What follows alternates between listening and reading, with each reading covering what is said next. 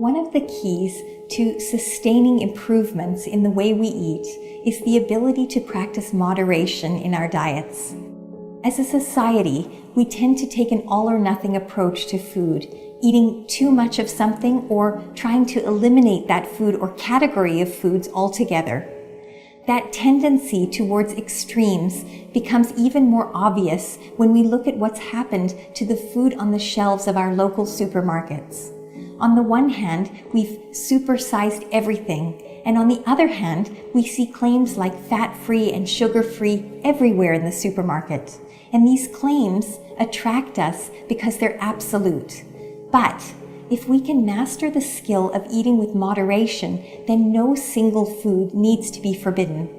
We can eat the foods we enjoy as long as we don't consume too much of them. How much we eat is a very important question, and how to regulate our appetite or moderate our appetites is very hard for people. We are socialized to eat until we're full. That's not a natural thing, and it's not a universal thing. You know, in France, when you're hungry, you say, j'ai faim, I have hunger. And at the end of the meal, you don't say, I'm full, and you don't ask your children, are you full? You say, je n'ai plus faim, I am no longer hungry. That's very different than being stuffed. The moment at which you're no longer hungry is many bites before the time when you're stuffed. And we ask our kids the wrong questions. We say, are you full? We should say, are you satisfied? Are you still hungry? So you see, there are cultural ways and mores and manners that help us deal with quantity in food. So we have to look at things like portion size. We have to look at things like the way we talk about food. Are people really looking for lots of calories when they eat? I think they're looking for lots of food experience, an intense, satisfying food experience. And if you look at the French and many other cultures as well, they get more food experience with less food. And they do that partly by eating more slowly, eating socially, eating better quality food. There is a trade-off between quality and quantity, and the American food system is very much organized around quantity. And in fact, one of the biggest contributors to the obesity epidemic has been our tendency to consume enormous quantities of low-quality food. This is not to suggest that the foods we eat need to be expensive, but we need to spend our food budget wisely on the foods that will support both good health and enjoyment. Well, what about having less of the better food and approaching it that way so that every bite is enjoyable?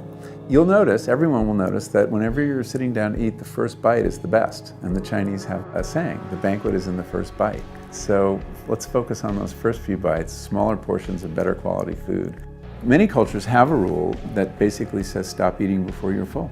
The Japanese say hara hachibu, eat until you're 80% full. That's such a foreign concept to us. But you find this across the board. The Chinese say eat until you're 75% full. In the Quran, it says you should eat until you're 2/3 full. Everything but 100%, which is what most of us do. Next time you're going to eat something, ask yourself a few questions about it. Will this food bring me pleasure, or am I eating it because it's a food that I feel I'm allowed to eat? Eating foods that don't bring you any pleasure is another form of taking in empty calories, because they're empty of enjoyment. The very next question to ask about a food you're considering eating is this: is this food worthy of me? And by this I mean, will this food support me in achieving all of the things I want to achieve in the long run, including good health? If the answer to this question is yes, then the very next question is, how much of this food do I really need to eat to feel satisfied, knowing that I can have it again tomorrow or later this week because I've mastered the art of moderation? Each day should include moderate amounts of food that bring us pleasure.